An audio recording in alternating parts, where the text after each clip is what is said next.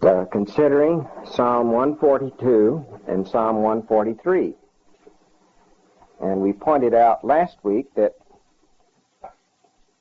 these are the last two of a group of 4 psalms that have an affinity. There's much of the language in the 4 psalms is similar, and these psalms seem to be more akin to the psalms that we have earlier in the psalms, seem to be more like the earlier psalms than the later psalms. We pointed out before that the psalms are divided into 5 books, and of course we're now in the 5th book, and these two have more, these 4 have more similarity with the psalms, some of the psalms of books 1 and 2, rather than with the book 5.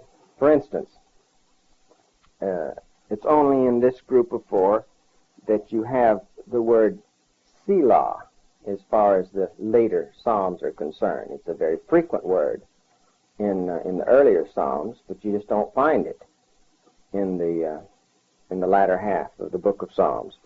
And then too, we found another reason it's different is because in Psalm 142 you have a historical note, or you have in the title of the psalm, you have a reference to the historical setting which brought about the writing of the psalm. And this also is not common. In fact, this is the only psalm in all of Book 5 that has such a inscription. But in the earlier psalms, we found it sometimes several psalms in a row would have that. It has this word maskil in the title, and that also makes it somewhat unusual for this part of the Psalms, although that also is rather frequent in the earlier Psalms. I think used some 11 times in books 2 and 3, and only this one time in books 4 and 5. There isn't any general agreement on what that word means. There's quite a number of ideas as to what it might mean, but I haven't seen anybody that thought he knew, so since I don't know, I won't try to tell you.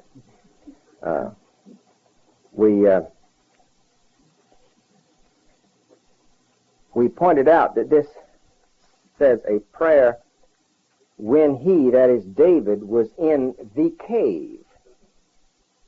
And we pointed out that this same inscription, when he was in the cave, is found at the heading of Psalm 57. I don't know if you remember when we studied Psalm 57, but we studied it in a series of Psalms.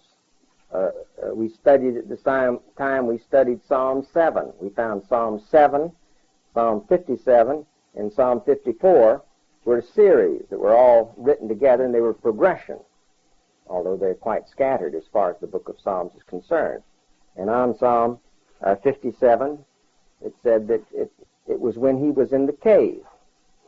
And historically, there's 2 occasions when the Bible speaks of him as having been in a cave. The first time is recorded in 1 Samuel chapter 22, and that time it said that he was in the cave of Adullam.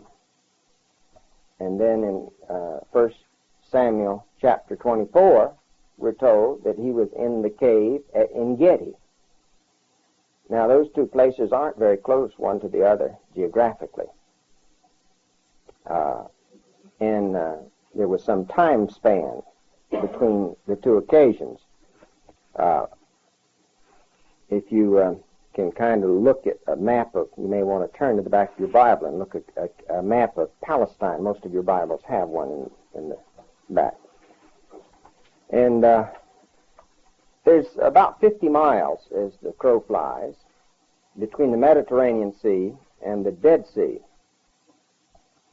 And if you were coming from the Mediterranean going east toward the Dead Sea, you would find yourself involved with a gradual rise from a coastal plain, and you would go some 35 miles or so, and you would be going up a gradual slope, a plain and then sort of a plateau, and then on up to a range of mountains, which form the backbone of the land of Palestine. And these mountains extend up an average of about 3,000 feet above sea level and form a ridge right north and south in the land.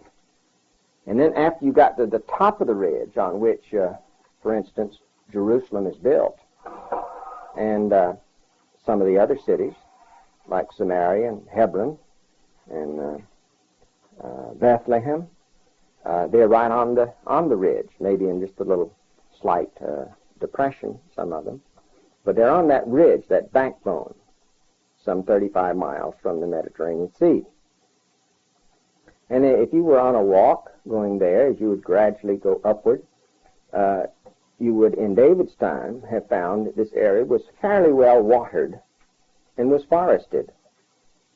But as soon as you got to the crest, if you kept going east, you'd go down a very steep decline, for in about 10 or 12 miles, the land drops away more than 4,000 feet, because the sea, the Dead Sea, is about 1,300 feet below sea level.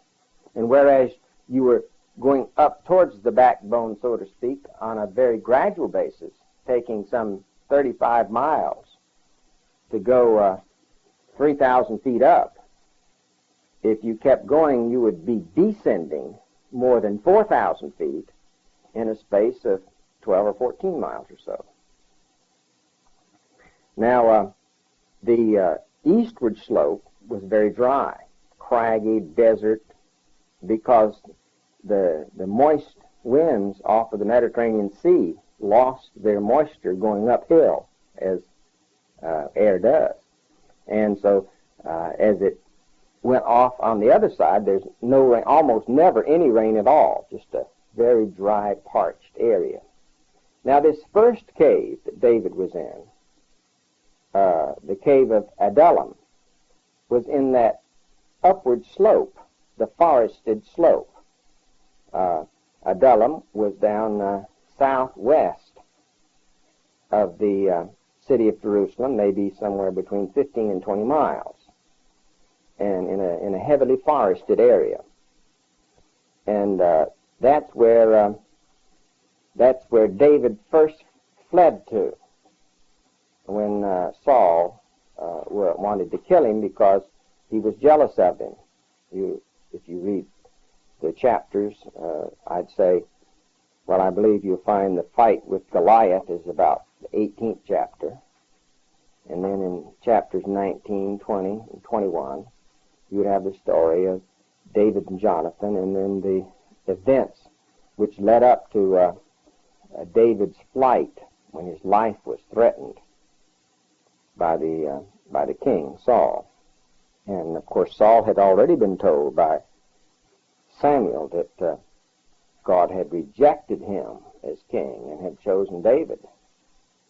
And Saul didn't like this, of course, and so his answer was to slay David, although David at that time was his own son-in-law, because he had given his daughter to David in marriage because David defeated Goliath.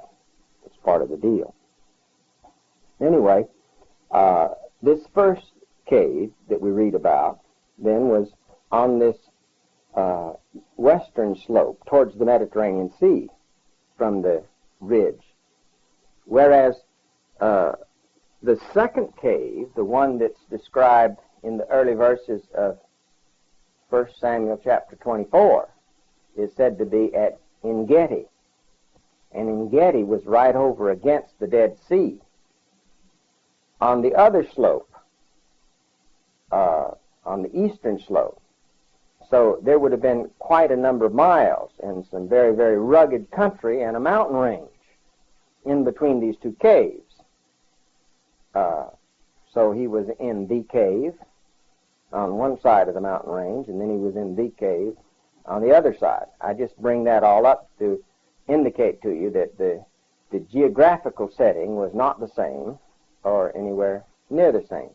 Now, we posed a little question at the end of last lesson and suggested that you read those two sections, that section in 1 Samuel, and see if you can determine which cave is under discussion here. Which of these two caves is it? Well, let's turn back to 1 Samuel a moment so that we can make sure that we're seeing these two caves. See, in 1 Samuel 22, verse 1, David therefore departed thence and escaped to the cave Adullam. And then, in chapter 24, and it came to pass when Saul was returned from following the Philistines that it was told him, saying, Behold, David is in the wilderness of En-gedi. Then Saul took 3,000 chosen men out of all Israel and went to seek David and his men upon the rocks of the wild goats. And he came to the sheepcotes by the way, where was a cave. And Saul went in to cover his feet, and David and his men remained in the sides of the cave. So he had a whole army in there with him. Now, when he first went to the cave of Adullam, he was all by himself. He fled there all by himself. Some men joined him. But all the time he was in the cave at En-gedi, he was with a large army of men.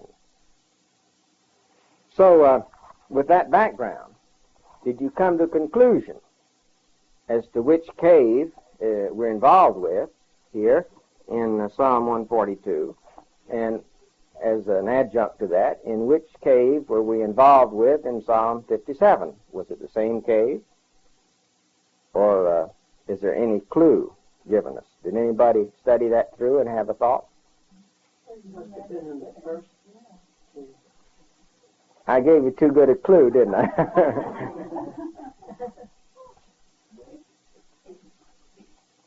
Anybody else want to join into that?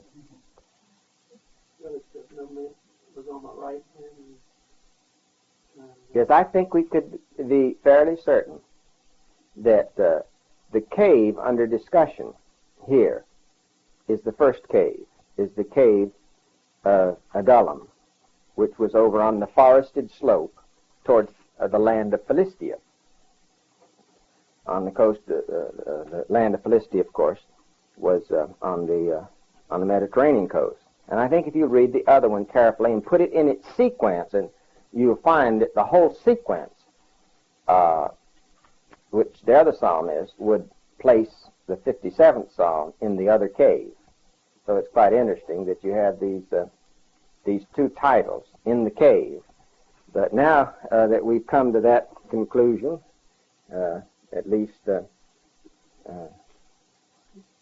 some of us have, you might go back and read them again and see how it fits.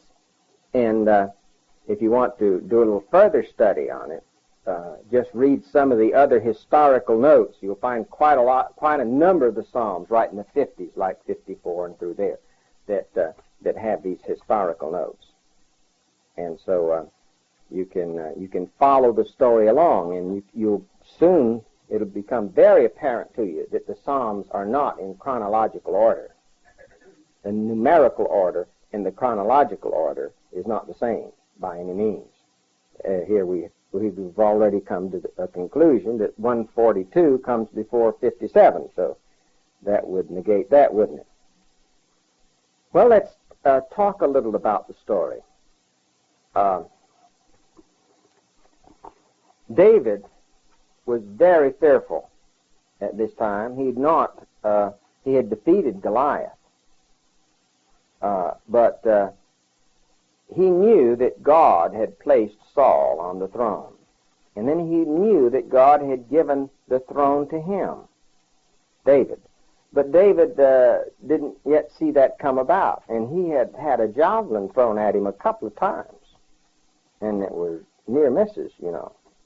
And when you got the king with all the armies behind him, saying, "I'm going to get you." Well, it's rather fearsome, I would think.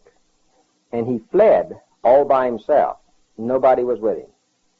And he went he went to where the priest lived, a little town just north of a little suburb kind of north of Jerusalem, over the hill from Jerusalem, called Nob, N-O-B.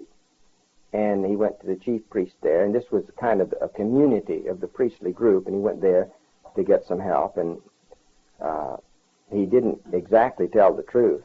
You can tell that he was scared and not trusting the Lord, because he told the chief priest a false story in order to get some help. And the priest gave him some bread, some sacred bread, showbread. The context would lead you to believe that was all right, because it was to be replaced every seventh day, you know. And of course, it was supposed to be food for the priest after that, but I suppose it was all right for the priest to feed it to a guest. Anyway, he thought it was all right, and the Lord didn't condemn David for it. You remember there's an occasion in the New Testament when the Lord spoke of David eating the showbread, and he didn't condemn him for it, did he, at that time? Anyway, he went there to where this priest was, and he was given the sword of Goliath, but had been stored there. And that's all he had. He had a few loaves of bread and the sword of Goliath. And he went first to the enemy of the Israelites, the Philistines, and they didn't want anything to do with him. But anyway, he was there all by himself in this cave, shaking in his boots, evidently. And he prayed to God. And God answered his prayer, because if we had read just another verse or two in 1 Samuel chapter 22, we'd have found that mighty men began to join themselves to him, his family, his relatives, and many others, until pretty soon he had quite an army.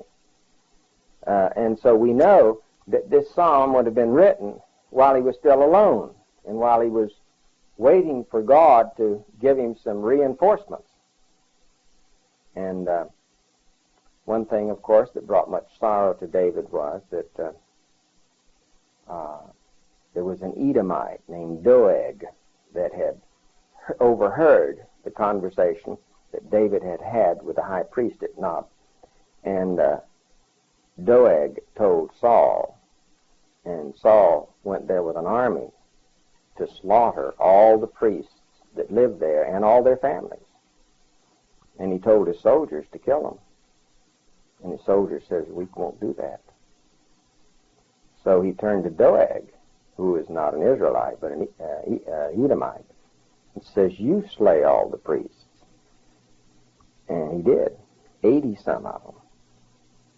And only one son of the high priest was able to escape, and he went and told David. And of course that made David very sad that he had been the occasion that had wrought all this havoc on the priestly families. I go into that because it's very significant that Doeg was an Edomite. You follow that all the way through. And Edomites are kin to Amalekites. And it was Amalekite who furnished the coup de grace when Saul attempted suicide and didn't quite accomplish the act, and then the Amalekite. Well, Amalek was the grandson of Esau, who's the father of the Edomites, and they're always significant in the Bible. It means something. It's when you see a war between an Israelite and an Edomite, it represents the war between our two natures, our fleshly nature and our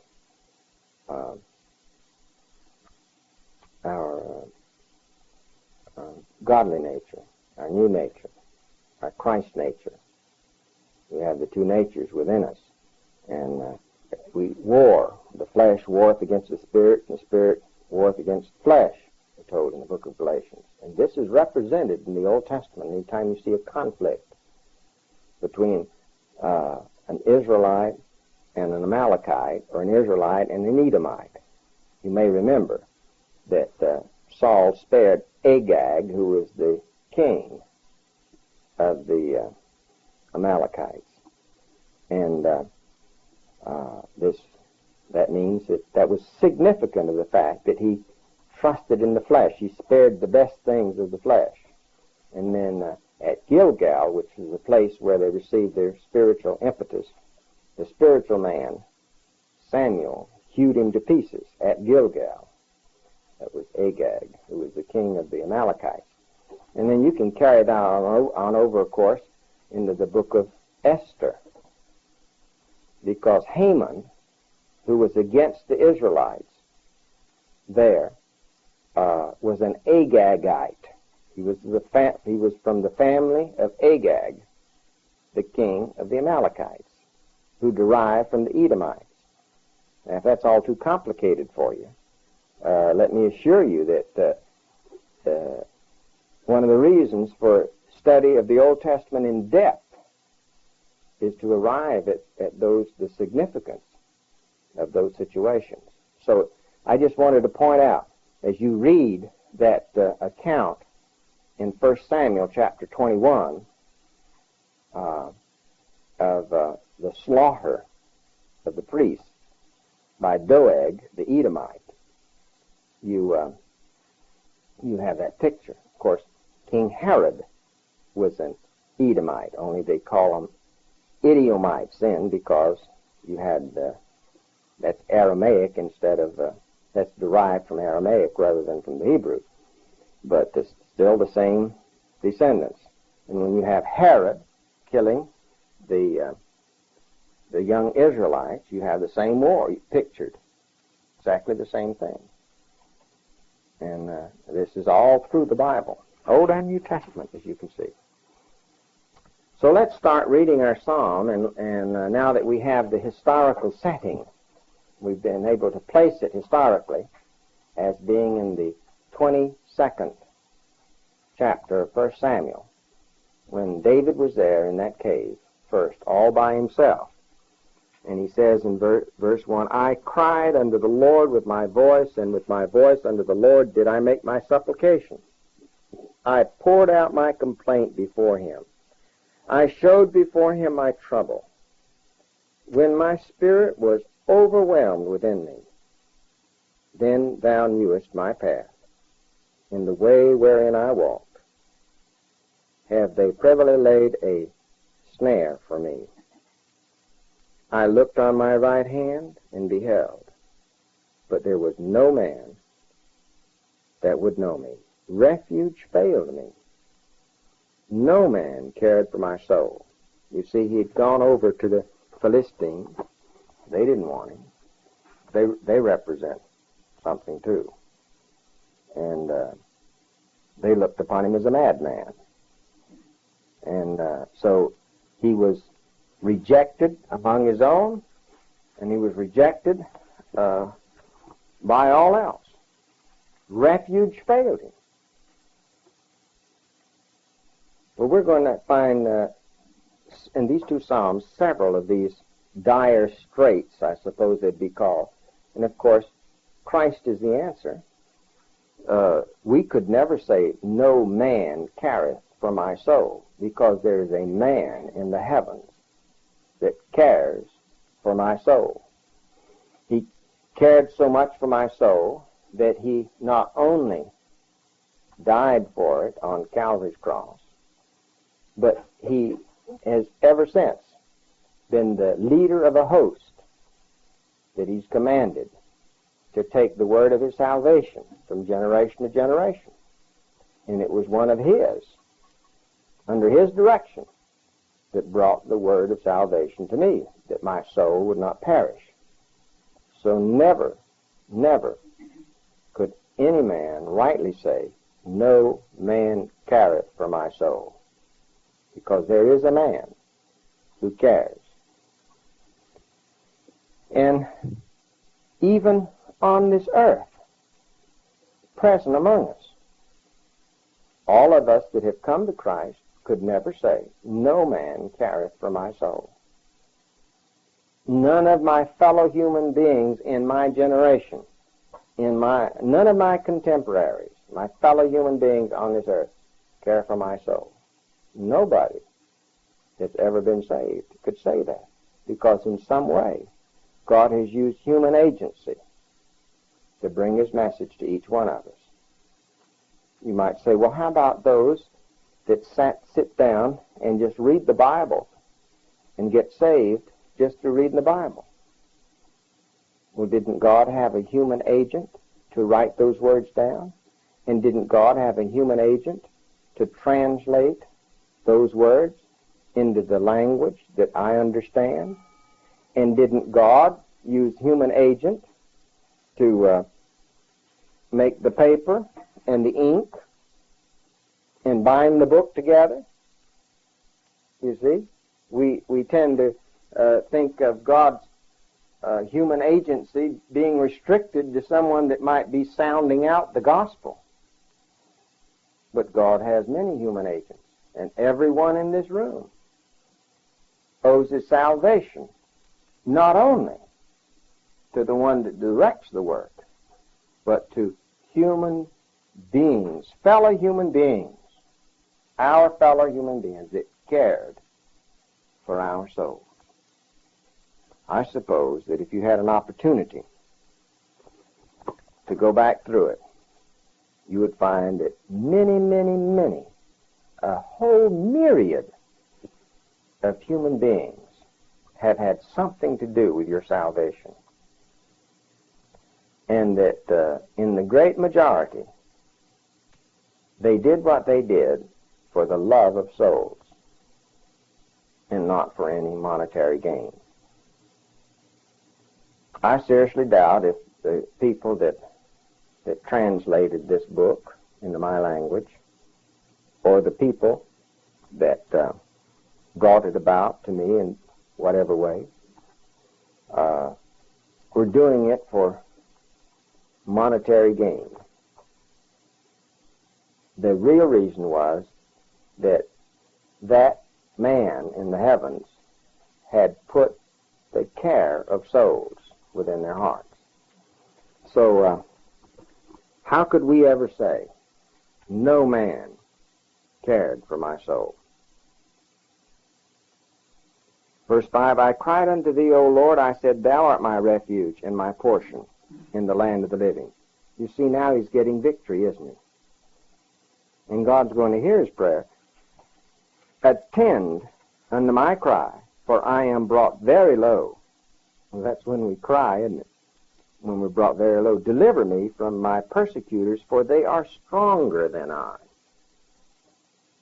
Well, now, I see some of us smiling. That immediately brings a verse to our minds, doesn't it? Anybody want to make a rough stab at quoting it?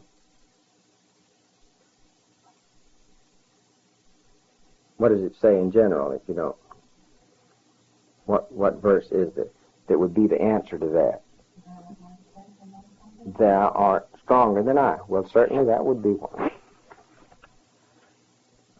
But how about he that is within us is stronger than he that is within this world? 1 John 4:4.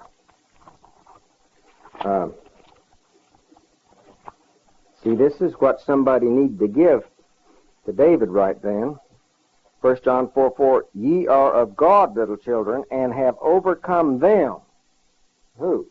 The very ones that David's talking about, those that were persecuting. You have overcome them, because greater is he that is in you than he that is in the world.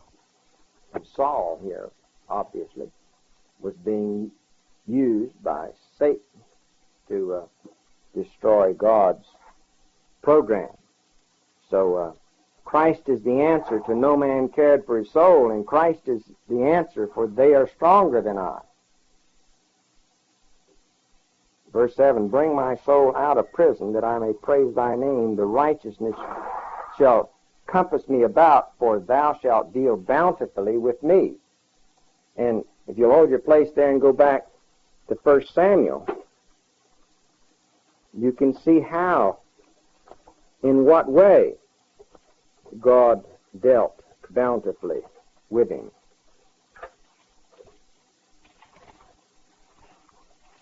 In 1 Samuel chapter 22.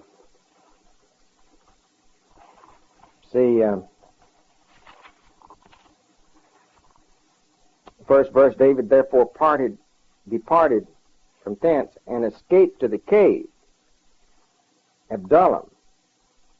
Now, right after that semicolon, we could put this psalm. Because when he wrote this psalm, he was there in that cave all by himself. And he cried out to God and said, thou shalt deal bountifully with me. Well, as soon as he expressed faith, God immediately began dealing bountifully with him. Because look, in the last half, and when his brethren and all of his father's house heard it, they went down thence to him, and everyone who was in distress, and everyone who was in debt, and everyone who was discontented, gathered themselves unto him, and he became a captain over them, and there were with him about 400 men. And boy, they were fighters. God must have thought something of them. Turn over to 1 Chronicles a moment. Chapter 11.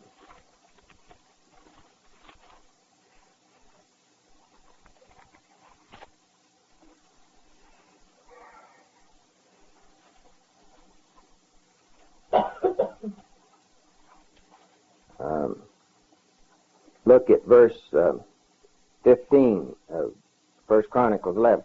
Now there were of the 30 captains went down to the rock to David into the cave of Adullam, and the host of the Philistines encamped in the valley, and David was in the stronghold, and the Philistines garrisoned, and so forth. And then it tells all about this, these mighty men. 30 of them were made captains.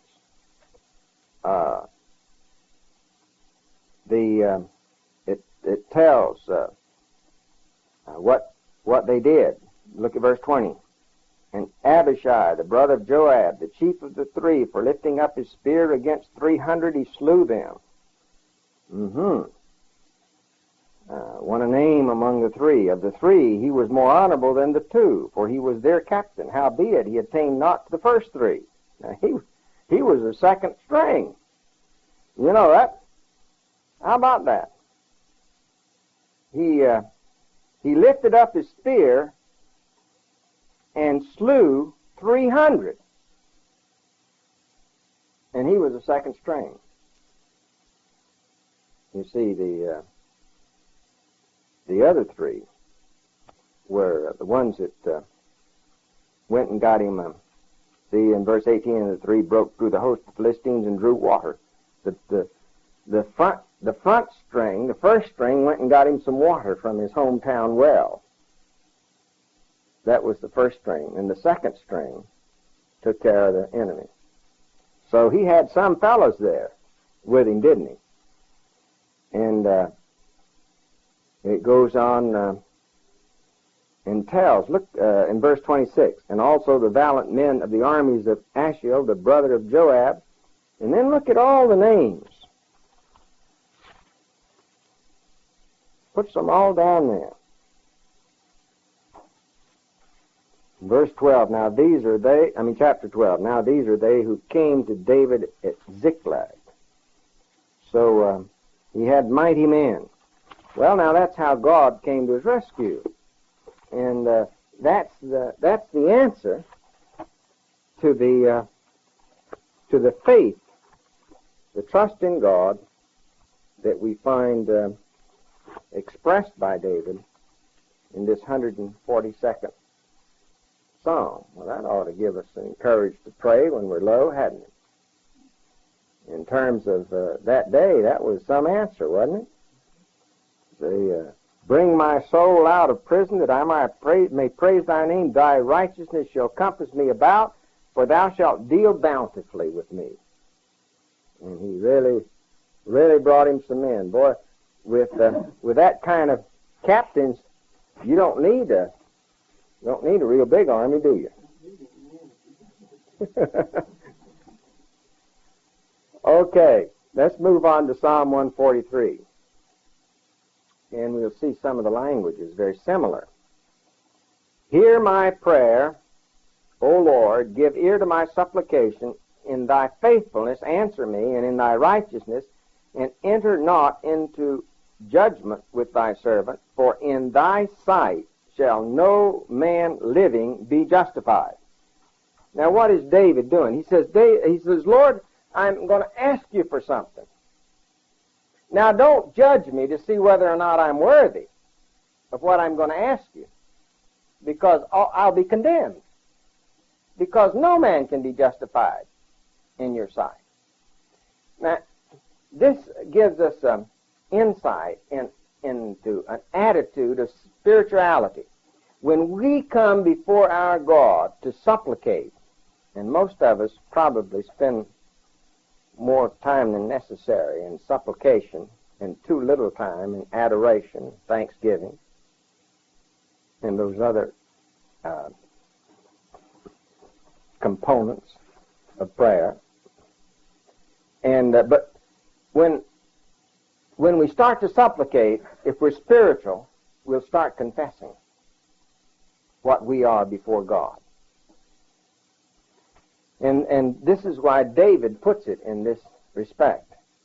I'm going to ask you for something, God, but I'm certainly not going to ask it based on my merits. Because if you judge me first to see if I'm worthy for an answer, I'm completely out of luck. He had the same problem that Job had. You know, in the 42 chapters of the book of Job, Job, while he was in his great distress, posed 5 problems that are the mutual problems of all human beings. And the answer to every one of those problems is the person of Jesus Christ. And the first problem that Job had was this: how can a man be just before God? And this is the same thing that David is saying is, for in thy sight shall no man living be justified. Now that means to be counted righteous. And this was if you want to look for a moment in the 9th chapter of Job, this was the first of those 5 problems that he posed.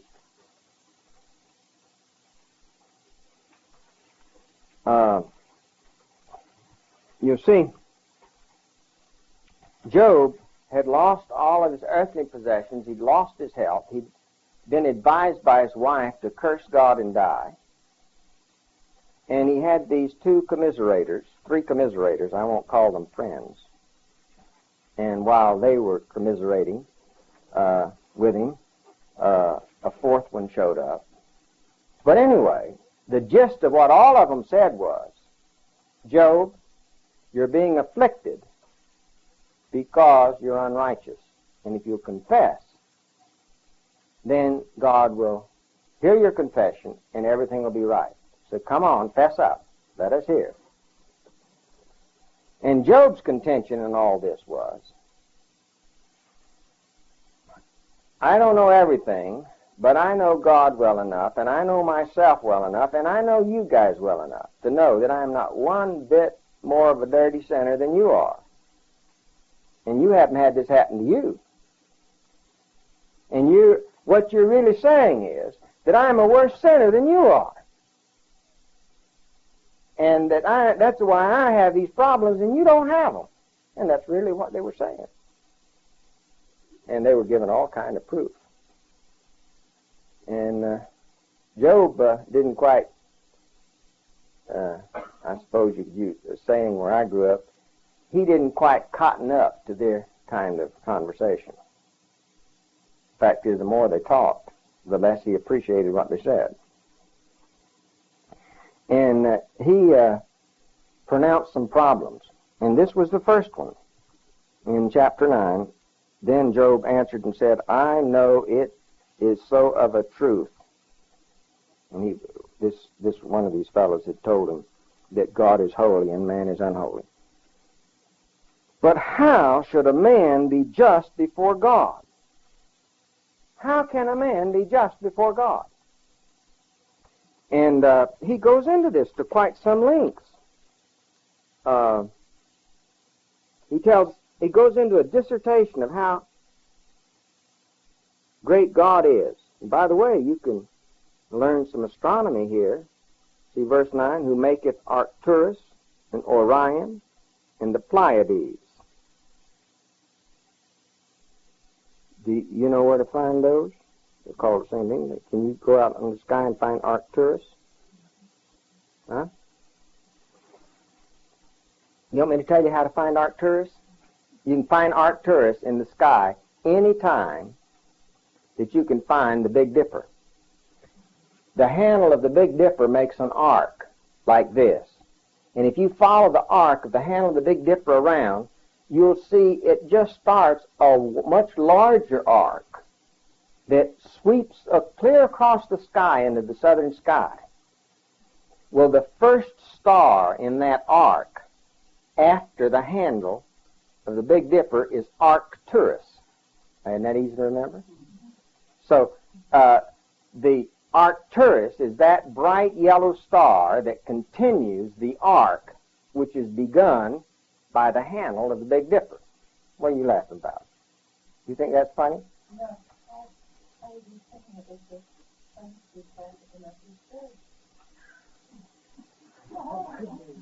What was that? What is? Oh.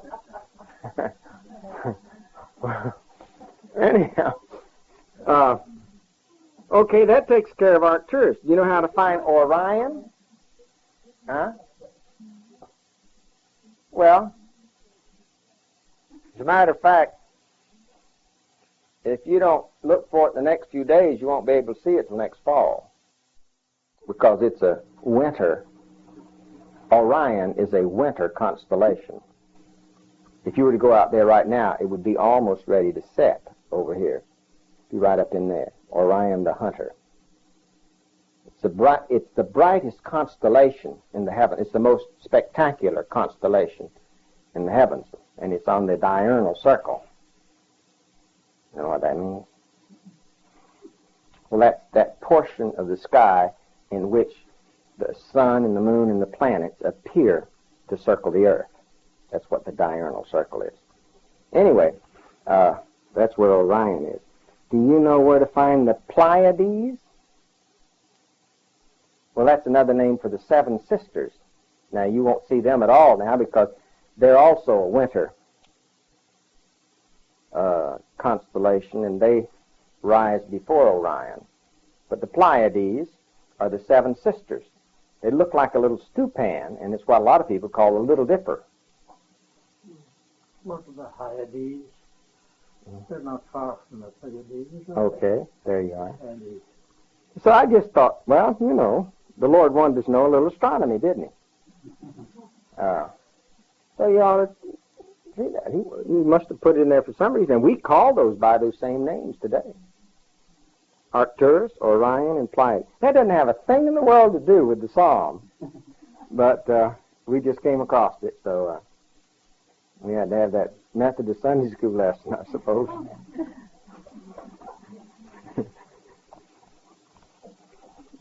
I don't know if I'm going to agree with that. The last time I spent in some of these churches, they didn't even find that much out of the Bible.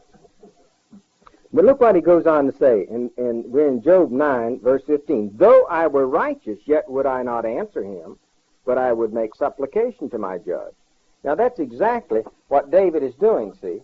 He says, let's suppose, this is what Job is telling these three friends, that intimating that they're more righteous than he is.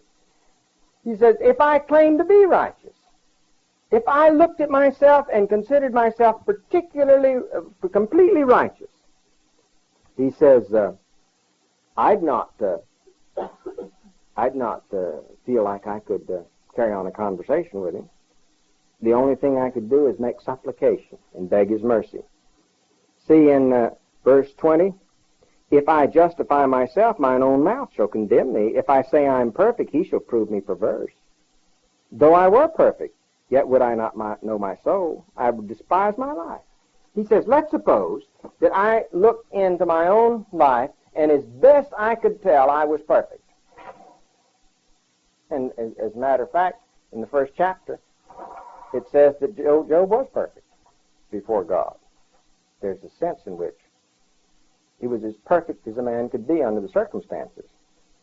And in measure, the reason God said that, because that was God's measurement of Job as compared to his fellow human beings around him. And so Job says that though I were perfect, he says, if I were to say so, I would just be condemning myself. He said, I would despise my own soul if I tried to stand before God in my perfections.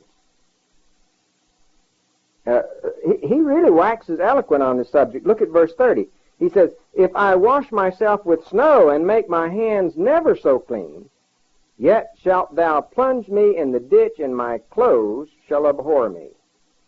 Now this is what he's saying. He's saying, if I tried to clean up myself and live as straight-laced as a human being could possibly live, in God's sight, I would be just like somebody that fell in a muddy ditch. And he says, if I put on clean clothes, and if they could be perfectly clean, he says, they would hate me because I would dirty them. He's using that type of description to describe himself. So he's trying to tell these friends, I'm not claiming to be perfect,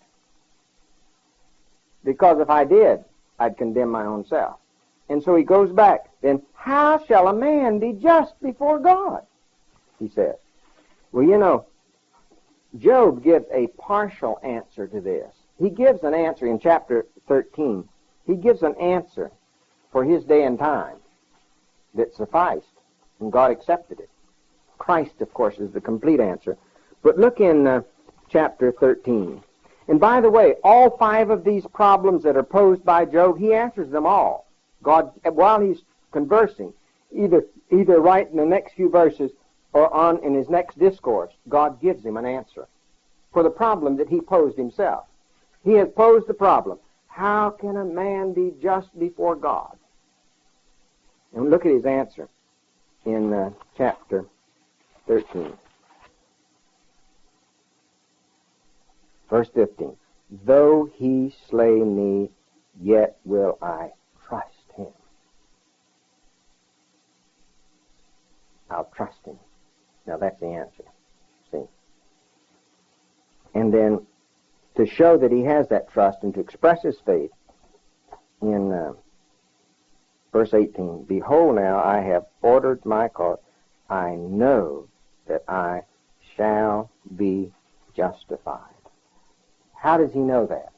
First he says, the question is, how can a man be just before God? But then he says, I trust him. I don't understand how, but I trust that he has a way for me to stand before him justified. I have verse 17, chapter 14, circled. My transgression is sealed up in a bag, and thou sewest up mine iniquity. Job really has a picturesque speech, doesn't he? Comes right home personally. Yeah. When I look at myself, Yeah. abominable. And God looks at me through Christ. Yeah. Isn't that wonderful? Wonderful. Yeah. Well, you see, David had some problems, but the profitable thing about reading what David said or what Job said is that God had given them spiritual insight far above what you and I normally practice. And that's the practicality of reading these books. We see them in circumstances that would be akin to some we've had, and they utilize their spiritual insight because they know how God acts.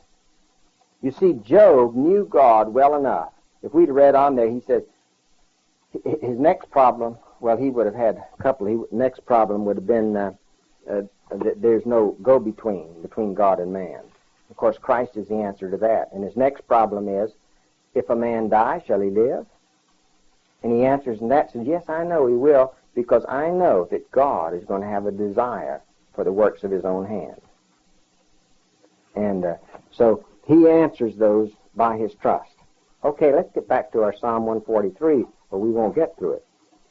Hear my prayer, O Lord, give ear to my supplications, in thy faithfulness answer me, and in thy righteousness, and enter not into judgment with thy servant, for in thy sight shall no man living be justified.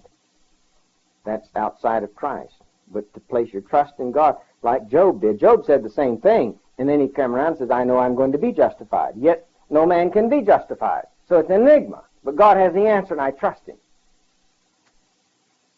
Verse 3, for the enemy hath persecuted my soul, he hath smitten my life down to the ground, he hath made me to dwell in darkness, as those who have been long dead. Therefore is my spirit overwhelmed within me, my heart within me is desolate. Overwhelmed. See, the same language we had up in Psalm 142. We said there was a kinship to the language. Verse 5, I remember the days of old, I meditate on all thy works, I muse on the work of thy hands. Using the same language Job used. God, you made me. And you did mighty works. And when David began to meditate and muse upon the kind of a God that made him, then you see that solved the problems. And that'll solve the problems for us. Whatever our situation, if we'll start meditating on his works and musing upon the works of his hands. I stretch forth my hand unto thee, my soul thirsteth after thee like a thirsty land. Think upon that, he said. And that's the answer, to thirst after God. Hear me speedily, O Lord, my spirit fails. Hide not thy face from me, lest I be like unto them that go down into the pit. And that, of course, is everyone, the abyss, everyone who does not trust God. Now, I like this 8th verse. I like the sequence of it. Cause me to hear thy loving kindness in the morning, for in thee do I trust. Cause me to know the way wherein I should walk, for I lift up my soul unto thee. Now, what he says is, I'm never, putting it the other way around, I'm never going to know how to walk through the day unless first you cause me to hear you in the morning. See, he's saying the same type of thing that Jeremiah said. O Lord, I know that the way of man is not in himself. It is not in man that walketh to direct his own steps. What David is saying here is, Lord, I cannot on my own walk through even one day successfully. And therefore, I have no choice but to begin the day asking you, Lord, cause me to hear you. In the morning, cause me to hear you so that my walk will be directed by you that day. For my walk, my steps will fail, because it is not in man that walketh to direct his own steps.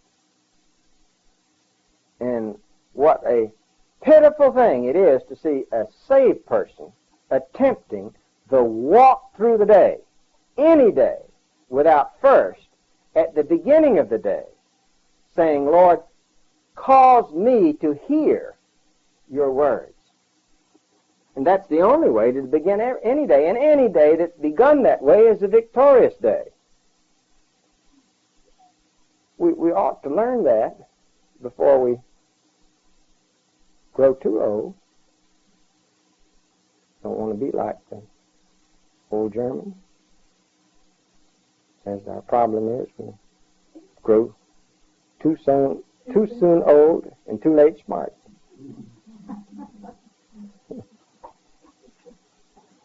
So, this is basic. Cause me to hear thy loving kindness in the morning, for in thee do I trust. Cause me to know the way wherein I should walk. It's one of my favorite passages. I have to be careful because I'm apt to say many different times, this is my favorite verse, you know. And I suppose at certain times a number of them are. But this one just, you know, it really solves all the problems. If I would come before God.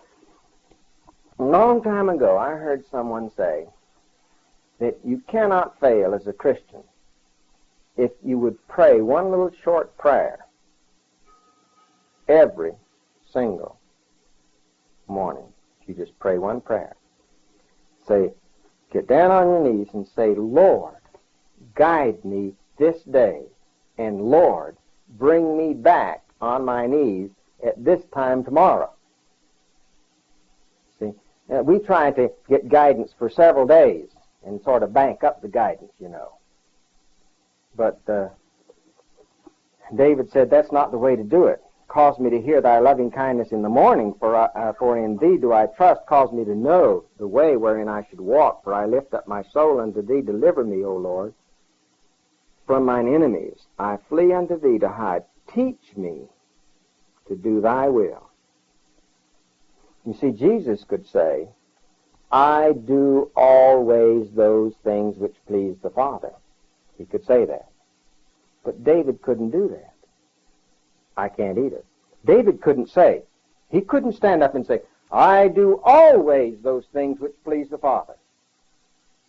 He didn't say that. Only one has ever said that. Only one, truthfully, has ever said that. I do always those things which please the Father. But we can say, as David said, teach me to do thy will, for thou art my God. Thy spirit is good. Lead me in the land of uprightness. Quicken me, or keep me alive to you, O Lord, for thy name's sake, and for thy righteousness' sake, bring my soul out of trouble. Another thing about David, he knows the basis upon which to ask. He says, I am called by your name. He's already said, you are my God. And so, if you're my God, and I'm your creature, and I'm begging to follow you, then for your own holy name's sake, you need to lead me in the path of righteousness. Remember that verse in the 23rd Psalm? On what basis did he ask God to lead him in the path of righteousness? For his name's sake. See, that's the basis upon which the prayer was uttered. And of thy mercy cut off mine enemies, and destroy all of them that afflict my soul, for I am thy servant. You know, it's an amazing thing. I'll be at home and I'll be studying whatever psalm or psalms I plan to go through that evening. And I look back through it and I said, well, that'll last maybe 30 minutes. And so I say, I better study the next one a little bit, just in case I would go 30 minutes and not have anything else to say. And so I've already studied about halfway through the next psalm, see, because I wasn't sure that these two would last me for an hour. And then when I get here, first thing I know, I'm running into trouble because I've got a lot of verses to go and the clock's already struck. So it always works that way. I ought to learn sometime, hadn't I? So there's a lot there. A lot that we didn't get out, wasn't there? A lot more to get out on our own. Father, we thank you for these two psalms, as with all of the words of thy book. And we thank you for the practicality, particularly, of these that we considered tonight. And we pray that we would be duly admonished. In Jesus' name, amen.